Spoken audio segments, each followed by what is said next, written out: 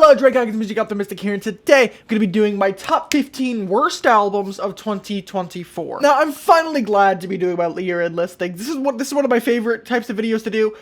Year-end lists. In fact, I just put one out for 2020 because I've been slowly going back. I think I'm probably going to stop at 2020, but you know, if you guys want me to keep going back through time, I can do 2019 and then 2018 and then 2017 and then 2016. But for now, we are finally at the end of 2024, and it's time for the worst video, the best video. And then I'm also going to be doing a best albums of the decade so far video, because we are officially halfway through the decade, and I have a good selection of records. And so yeah, the worst list this year, unlike last year, actually is full of bad albums. Last year, the first half of it was pretty much just records I was kind of indifferent to. This one, we're starting at a 3 out of 10s. I think these records pretty much all suck for different reasons.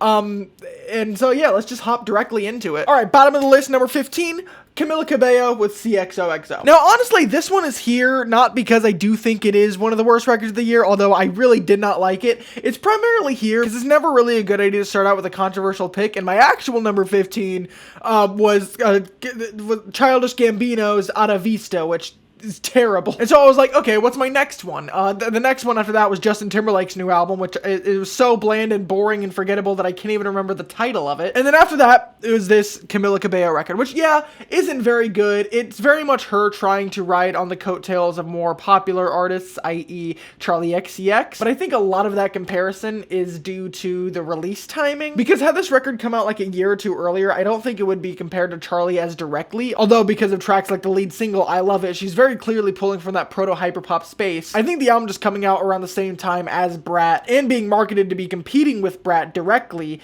it really soured a lot of people's opinion and thoughts on the album. Because for music, a lot of the time, the marketing is just as important as the music itself, even more so in this one's case. Because yeah, this one's not good, but it's not completely a Brat ripoff. The issue with it is that it doesn't know what it's trying to rip off. You have tracks on here like Dade County Dreaming, which are trying to be City Girls tracks so bad, so much that it's featuring the City Girls, where she's trying to be bad and bougie, and it's just not working at all. There's Chanel number 5, which I think is probably the best song on here, but it's really just a weird trap R&B fusion thing that it has such a nothing chorus and structure to it. There are 2 Drake features, well, one Drake feature on this sort of reggae-inspired dance thing, Hot Uptown, and then right after that, a complete Drake song. Like, Camila's not even on this one, it's just a Drake song, just put on the record for some reason. And also this record came out around the whole Kendrick-Drake beef, so like, it's probably the worst time in human history to have a Drake feature on your record. And then there's a fucking interlude on here from BLP Kosher, who is talking about how important Camila's music was to him during like breakups and relationships and stuff. It's so confusing, out of nowhere, literally does not fit in this record, especially because it comes directly after that Dade County Dreaming song, which is the least emotional on the record, I think. Yeah, this record was just a complete fucking mess, and I have no clue where Camila can go from here. Honestly, no clue. Next up, number 14, Sabrina Carpenter, Short and Sweet. I get people like this record. I think people like this record. They like Espresso, and they like Please, Please, Please, and I think some of them like Taste. But honestly, I don't think people have listened to this record. For one, a lot of people have been talking about the resurgence and rise of gay pop this year, and putting this album in that slot when she very explicitly states near the back end of this record on the worst fucking track, Slim Pickens, she very clearly states that she's only with this guy because God forgot to give her gay awakening, which I don't know, is the dumbest fucking queer bait shit ever. It's 2024. There are better queer media out there and better artists who are representative of this sort of thing than fucking hetero normie ass Sabrina Carpenter, who again very explicitly said that she's hetero, very explicitly said that she's not gay, but it would be pretty cool if she was. So trying to poise her as representative of gayness in 2024 is just, I don't know, pretty insulting to the actual queer, trans, non-binary, gay artists out there right now. It's just pretty fucking erasing of the actual gay people by pretending that this fucking hetero, this Aryan Dream, who, by the way, has been making music for nearly a decade at this point, but only popped off this year, I'm assuming because her fucking cover art looks like the Aryan Dream. Yeah, somehow with a little polishing and a little Jack Antonoff touch, we got one of the most blandest songwriters to pop up in into the mainstream, and now I have to hear fucking Taste everywhere I go. And speaking of hearing things on this record, the lyricism is really what loses me, because the sound of it is fine. It's whatever. It's a bit loud for what it's going for, and I don't really like her grading very stiff on the pitch, directly on the pitch, no wavering whatsoever vocals. Not a big fan of them, but it's really the lyrics that lose me on this record, because this record is so toxic for no reason. Half of it, she's complaining that this guy, he sucks, he's no good. Meanwhile, you get around to like the midpoint of the record and it's like, oh, we're so dysfunctional and I wish we could be better.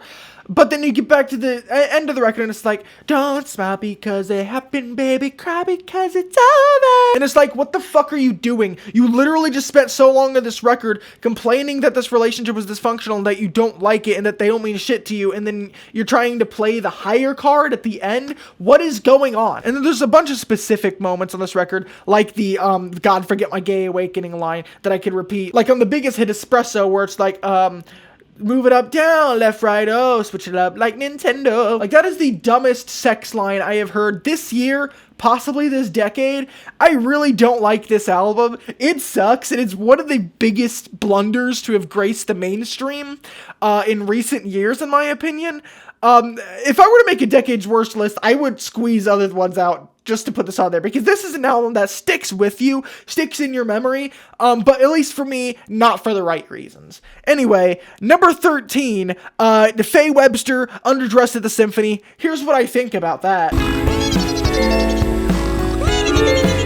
Number 12, J. Cole, Might Delete Later. This little mixtape came out at the beginning of the rap feud between Kendrick and Drake, where J. Cole was still kind of a part of it, because it all sparked due to his feature verse on Drake's For All the Dogs, where he was talking about, well, we're the big three, we should all be having fun. And then Kendrick responded this year with, no, it's not the big three, it's just Big Me. And then pretty soon after, Cole dropped this mixtape, which sounds rushed. It legitimately sounded like he rushed this thing out in a week or two to have a response to Kendrick pretty soon. Not just because the outro track of this is 7-Minute Drill, a song which its biggest diss was, you're not selling as commercially well as you used to. And a song where he apologized for it a day or two later and then proceeded to take it off of streaming. So, like, what the fuck was the point of putting it on there in the first place? It's not only just because that is there, but because the rest of this has very light shots to them, and it just all sounds very thrown together, last second. Nearly all of these beats sound stock, all of his flows sound dime a dozen, and his lyricism just went to the shitter on this one, because it legitimately sounds like he put it together in a couple weeks. The only instance that I can physically remember right now, other than the first shit was classic, your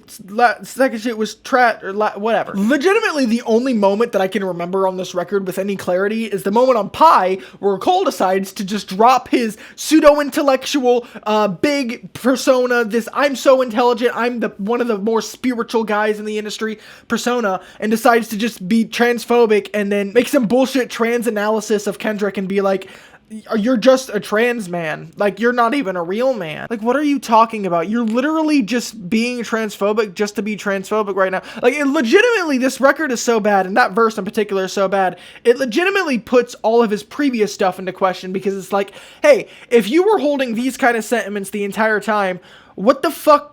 What was with that I'm so smart, intelligent persona before? Yeah, this mixtape is so bad that it legitimately harmed my enjoyment of his previous material, and I feel no need to come back to them for like a while. Number 11, Joyner Lucas, Not Now, I'm Busy. So I knew this record wouldn't be that good. I used to be a Joyner Lucas fan, I know, back when I was getting into music or whatever. I thought he was pretty captivating. I didn't care for his lyrics that much, but I did like his pretty up-tempo flow, and the type of production that he chose on ADHD was pretty decent. Revisiting with that record and going back to his 508, 507 mixtape was a little eye-opening, because the qualities that I liked so much before were essentially gone. Yeah, because yeah, the beats were okay, and his flow was pretty nice, but you can only listen to fluttering syllables for so long, you know? And because there's almost no content underneath these bars ever, it's it's kind of just bland. I mean, sure, he'll have some slower, more meaningful tracks every now and then, but they're also formulaic with the same type of instrumentation and the same type of delivery, and usually the exact same writing style where it's like, oh, I'm rapping from this guy's perspective, and oh, I'm rapping from this guy's perspective, that it's like so predictable, and like no point to ever listen to a different Joyner Lucas record once you've heard once of them. And this newest one is pretty much no different. I don't even feel like I need to go that deep into what's wrong with this record, because if you've heard any sort of Joyner Lucas songs or a handful of Joyner Lucas tracks, you know what this full album is going to be. It's just going to be generic trap beats, him rapping really fast, and then other tracks with generic trap beats where he's rapping a bit slower and trying to get more introspective. It's just not a great album. There's no point in listening to it. Number 10. Top 10 of the worst of the year. Future and Metro Boomin, We Still Don't Trust You. I really enjoyed We Don't Trust You, the first one to this. It had that one track with Kendrick that kicked off the beat, but it also had bangers like Cinderella and What the Fuck You Mean, which are legitimately some of the best Future tracks ever. They're just the most energy, either the most melodic, they just feel the most passionate and most effort put into them. This record feels like mostly slop, and it's not even just like 45 minutes of slop either. It's like an entire hour and some change, because it's technically a double record. You have disc 1, which is a lot of the more R&B melodic stuff with several fucking weekend features for whatever reason, and then disc 2, which is a whole lot better and sounds like material that could have been its own little EP or could have been put on a deluxe edition of We Don't Trust You, but for some reason it's an entire other record. Future cannot sing, and I really wish that he would stop trying to, because it never turns out that good, and this record is pretty much an indicator as to why. Number 9, Usher, Coming Home. You're probably going to notice a theme with a lot of this worst list, is that most of the records came out pretty early into the year, because that early into the year, not just for music, but movies and other stuff, back when I would watch movies and care about that, a lot of slop releases at the beginning of the year, because people want to wait till the summer, where people are out doing more things, have more disposable income to go use on different things. And I know music, you can stream it or pirate it much easier than you can film. I tend to check out a lot more bad music in the earlier parts of the year, because there's not a whole lot really to check out, period. And one of those bad albums is this Usher record, Coming Home. I should have expected that going into this, an Usher record in 2024 probably isn't necessary. But I mean, this album was so bad, and so laughably bad at points, like on Big, where he uses buying a Big Mac as a child as some sort of brag for being big and on top of the game. Used to be a kid, I would go into McDonald's. I would never order the small. I would get it big. There are just some stupid ass lines on here. Stupid lines, especially the one where he says, told that girl bring a friend, you know I like sandwiches. The writing on here is just so fucking terrible. And then, because it's a recent pop record, we have to get a shitty interpolation. Luckily, there weren't as many shitty interpolations this year. It seems like that trend died out last year. But we do get a shitty interpolation with A-Town Girl.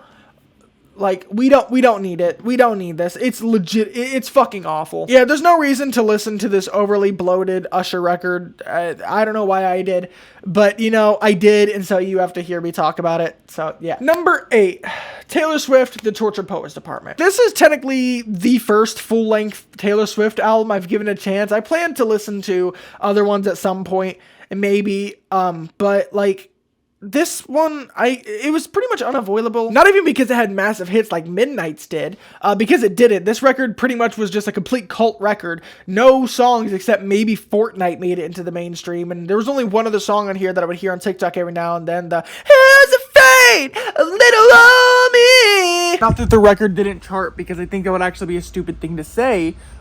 Just that not many of the singles had a whole lot of staying power. Which, yeah, sound terrible and do not justify this hour-long record. Dare I say this is the most ambient record Taylor Swift has done, but not complimentarily ambient? Because the instrumentals are so washed out, the vocals are so heavily reverbed on certain tracks, and the atmosphere is so forcefully just passe. Like, it's hard to pinpoint what the issue with this record is, because it doesn't even seem like it is trying to be, like, tangible. It doesn't seem like it's trying to be listened to. This record is so fucking knee-deep in the drama that it is surrounded in, that it's kind of impossible for this record to stay relevant 5-10 years from now. Because who's gonna remember the, like, emotional turbulence or whatever breakup that she just had around this one? I think it was Maddie Healy. Who's gonna remember that in a few years? Fucking nobody. We don't need this long-ass album talking about relationship trauma like that. Not even trauma, but drama like that. Shit didn't even go wrong, but you're just like, here's a fate, a little on me. And then you have shitty, bad, terrible, borderline racist lyrics of, let's go back to the 1800s, but without all the racists. Completely ignoring the other, several million issues. It's like the same people who, romanticize, like, England, royalty and all that stuff and be like, it was all good. I mean, ignore the slaves who brought them their wealth and all that stuff. And it's a really good vibe. It's pretty much the same vibe. If you fuck with Queen Elizabeth and that sort of stuff, but you're like, oh, this slavery thing, that wasn't a big deal. You'll probably love this record because that's essentially the vibe this is going for. Number 7, a record that I'm not sure many of you have probably heard of, but I feel like the ones that have heard of it, it's gonna be kind of a contentious pick. That is Angry Black Men, The Legend of ABM. I checked this out pretty early in the year because I tend to like industrial hip hop. It's one of my favorite genres. But yeah, industrial hip hop has a pretty good reputation, for me at least, of having an outlet for aggression and angst and these feelings that you just can't get out like on many other genres because they're trying way too hard to be commercial. Whereas industrial hip hop is all about getting that little burst of aggression out at certain points. And so I went into this one, I was like, surely this will be good. No. And for me, the main reason that this isn't good is because it's so derivative of Yeezus era Kanye industrial hip hop. Like, if you take On Sight and you make an entire album where that is your one reference, that is essentially what you get on this one, except for like the last track or two where they try to get deep and emotional for a second. But it's such a laughable left turn because you were just a couple tracks earlier going, fuck off, fuck off. And yes, the vocals sound like that. It's legitimate. The Fuck Off is one of the most annoying songs of the year. It's so fucking grating. I should probably give some of their other stuff a chance, or something, because I feel kind of bad for shitting on a somewhat small artist. Because yeah, I don't think they have bad intentions, but it's just the music doesn't do anything for me, like nothing at all. And the moments that I can remember are because they're so grating and annoying and just egregious. Like, no, just fucking no. Number 6, Many Tiny Boxes to Cast Pearls Before Swine. From here on, the albums are like 1 out of 10s and below. I think that they're pretty trash. It's pretty much these next 2 are 1s, these next 3 are 1s, and then the top 3 are 0s. And yeah, this is kicking it off because I don't like this record much at all. I've given it several chances, but the issues with it are pretty uniform. And just so nightmarish in a way that it's not trying to be, that I can't help but put it on this list. For one, this is an industrial record that is trying to be dark and edgy and moody, but on the other hand, this is also trying to be somewhat ambient and kind of spooky and scary. But in my opinion, it doesn't work because the lyricism is extremely surface level. It's extremely basic. It's pretty much I'm 14 and this is deep levels of poetic writing. I don't get much of anything out of it. And the fucking vocals delivering them are so muted and quiet, and the screams also suck, that it's just such a wild juxtaposition back and forth where these tracks aren't even that long. They're like, they max out. One of them's 5 minutes. Most of them tend to be about 2-3. There's like a couple 4-minute tracks, but they feel so long because almost nothing happens for this entire record.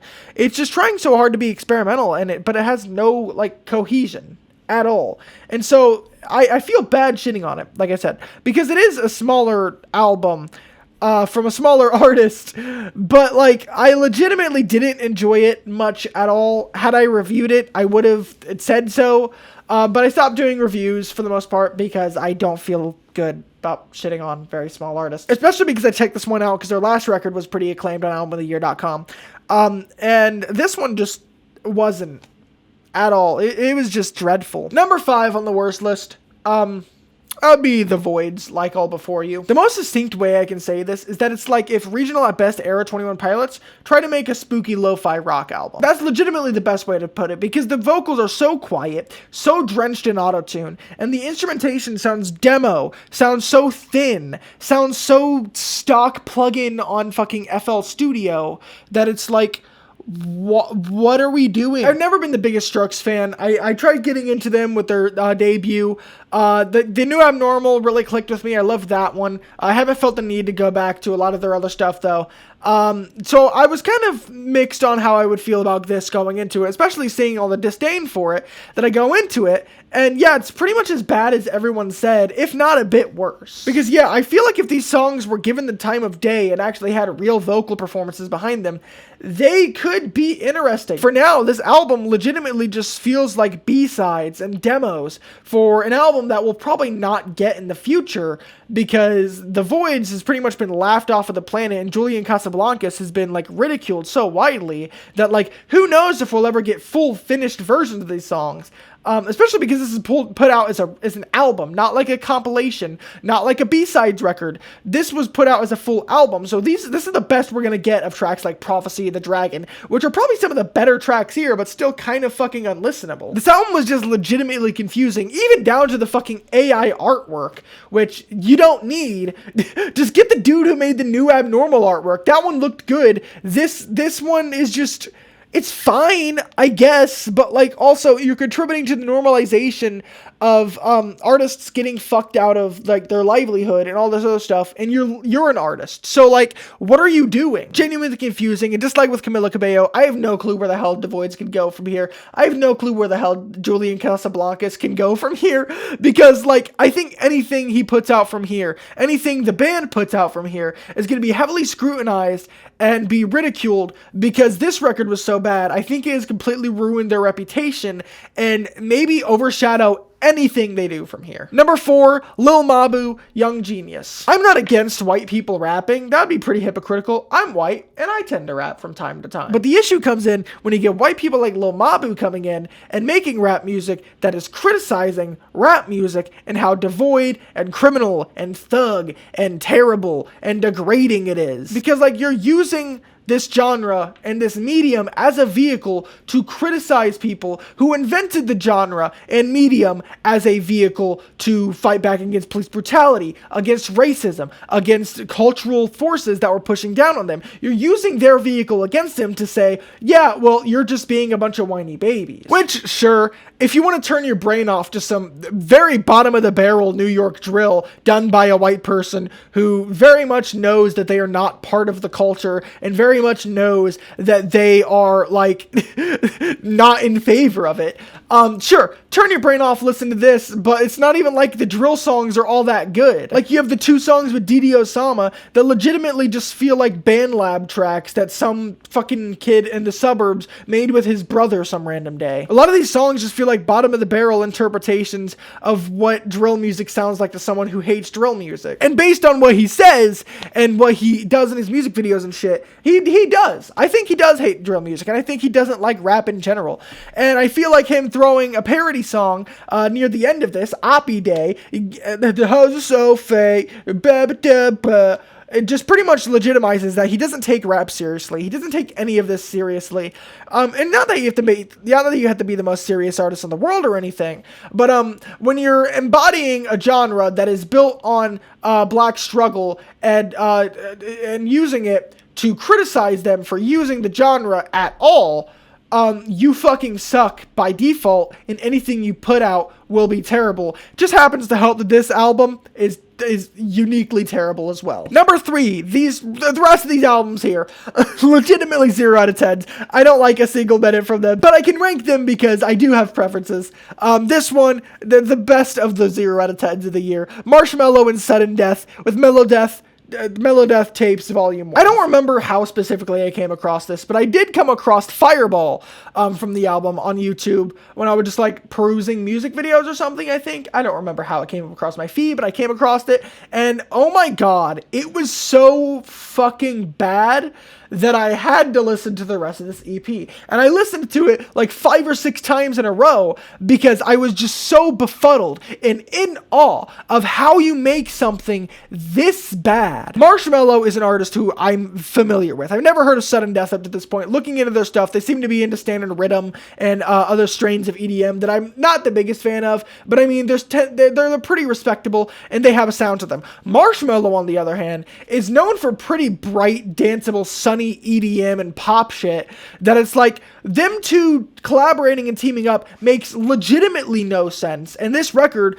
this EP, I should say, very much shows that they have no clue what they're doing for the entire bit of it. Seriously, if you don't believe how bad I'm telling you this record is, go listen to it. It's 14, 15 minutes long. It is so, it'll fly by you. And what I'm telling you is that you'll probably be laughing your ass off of this. It's horrible. The guitars on Fireball, because that's the one with the metal band collab, right? Yep, Crown the Empire. The guitars on that sound so arrhythmic and just jarring with the rest of the electronic instrumentation in there. And then the drop on it is so trying to be epic and big and grand and amazing. But oh my god. Oh my god. Yeah, I don't like it at all. I think it's terrible, but it is one of the EPs and albums that I got the most enjoyment out of this year, because listening to that one brought me so much joy, because it was just, you know, it's so bad that it's actually kind of fucking fire, you know? Number 2, MGK and Trippie Redd, Genre Sad Boy. Look, before this EP, I was one of the few MGK defenders.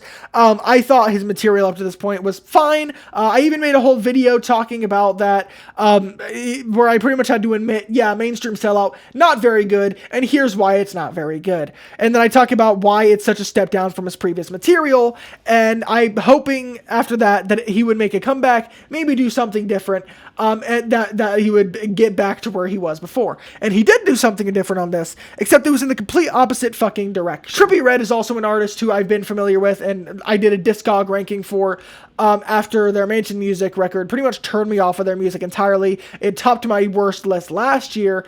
And yeah, these two collaborating at their worst pretty much generates some of the worst music you're going to hear this year. This thing is just so painfully drab and diary note that it feels like someone just wrote in their notebook, took the lyrics out, pulled up some generic trap beats with some shitty guitar playing over it, and decided, yeah, this is a finished song. I'm gonna hang my body off the ceiling and watch it spinning like a beautiful corpse. I don't take drugs no more. The choruses on here are legitimately awful. They're just so mind-numbing. They're so bad. They're so baffling. This record is just pretty much every trope that I listed previously on this list, except done in a more emo trap and pop rap focused way. Because yeah, they're legitimately trying to be edgy on here, and it sucks. It sounds terrible, and yeah, even the cover art should cue you in to just how low effort this thing is, despite it being clearly a passion project that they threw together. And there's even a JID feature on here. There's even a JID feature on here.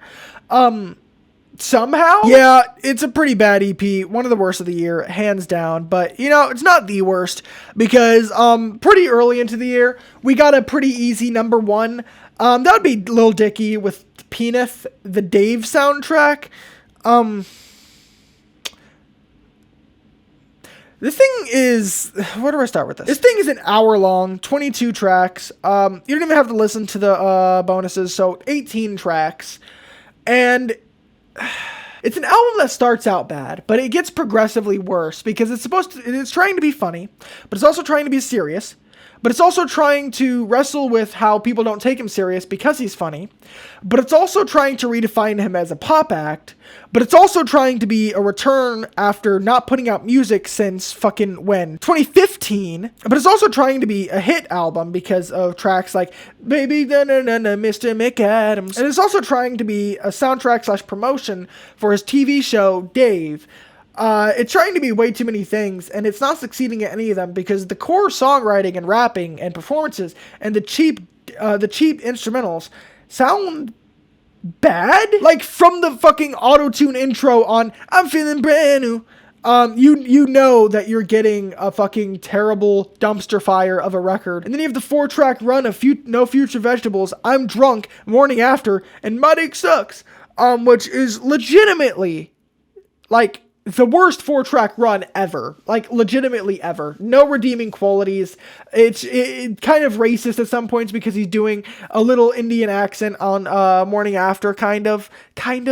I'm Drunk is just him being, I'm drunk! And No Fruits or Vegetables is him singing about he don't eat fruits or vegetables, he only eats pussy, and there's a kids choir on it, which, why are you getting children to sing this, especially because later on in the record, on Jail, one of the bonus tracks, you're talking about going to jail because you showed your dick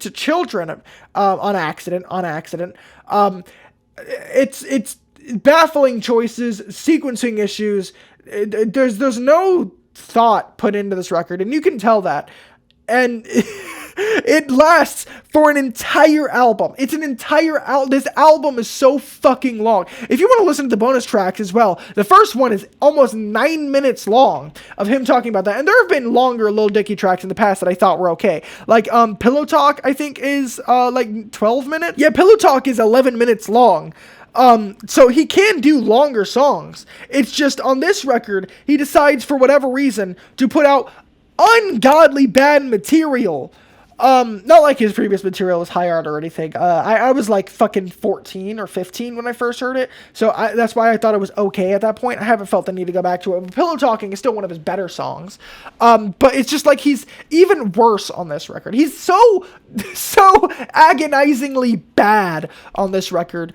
At least I'm glad to know pretty early in the year that it was easy to fill out the #1 spot, because this thing dropped and I listened to it once and I was like, okay, this is going at #1. I don't think anything else can pass it. And yeah, nothing else passed it. Although MGK really thought he could top it. MGK really tried his hardest. So yeah, that was the top 15 worst albums of the year. And EPs, I guess. Next video will be my top 40 best albums and EPs of 2024. After that, I'll probably do the Monarch of Monsters video. Because I do want to talk about it. It's just a little bit of a heavy album, and I want to make sure I talk about it right. And honestly, I don't even want to review it. I just want to talk about issues that I have around the album. So yeah. Subscribe for that, like the video, share this with like 5 friends, share this with your grandma that you've been disconnected from for a while, and yeah, that's all I have to say. Bye.